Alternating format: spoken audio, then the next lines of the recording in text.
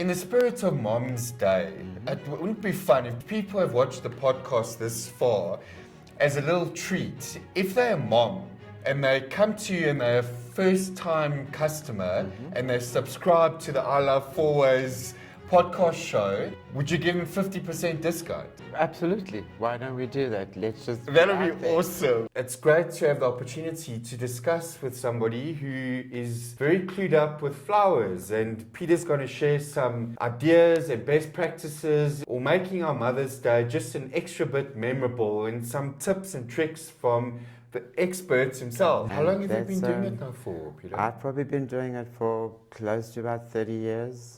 Wow. So it's been a hell of a ride. There's so many ways you can do it, and I'm thrilled to be here. Absolute pleasure to pop in and have a chat and see how we can make mothers even more special. Well, I'm absolutely delighted you're here, and I'm hoping to get out as much information as what I can. Absolutely. So to give some folks some tips when they want to perhaps spoil their moms on Mother's Day. They are just there's just an abundance of variety of different flowers. I mean, obviously roses are always going to be special because they evoke a lot of emotions and feeling into everybody. So roses are generally quite a good one to use for Mother's Day. Tell me on roses.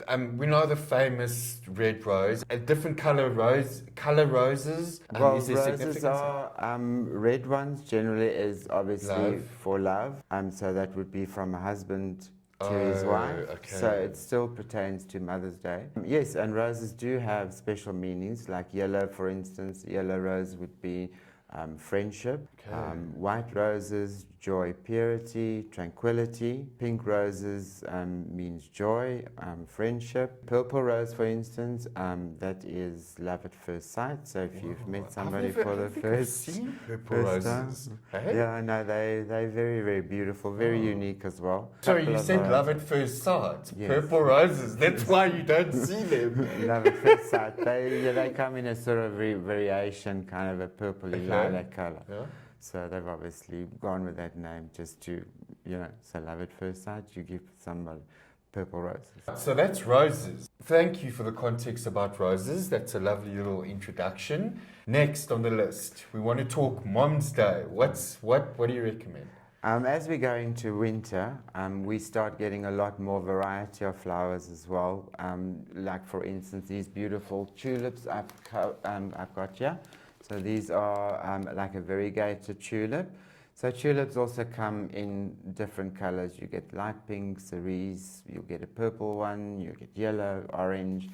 And because it's like I say, we're going into winter now, there's a lot more variety. I'm learning, but obviously tulips come in a whole different range of colors. Yes, right? they do. Is a correlation between the rose colors the same as tulip colors, or is it a different field of thought now? It's pretty much, you might not get as many colors in the tulips as you do in the roses. Okay. And for Mom's Day specifically, it's interesting you brought orange and yellow. So what? Orange and yellow is sort of associated with like a warm color. Okay. Warmth in winter. Winter. Okay. So, and I love the green. It brings out the color. greenery is called Europe's. And it's just a nice filler. But the interesting thing with tulips is they look beautiful on their own, whether you mix them up with a little bit of greenery, but they do look magnificently on their own. We've done roses, we've done tulips. What's next? I've also brought along these beautiful mixed flowers called as country flowers. Country or flowers. Cottage flowers. Cottage flowers. So cottage flowers generally is just a mix of sort of all sorts of flowers. It doesn't really matter what you put in them, but they're just nice and bright and cheerful. I say country flowers is just, you can put anything and all sorts into a bouquet, mix them up, match them as you want, and your mum will be very, very happy with them. Okay, cool.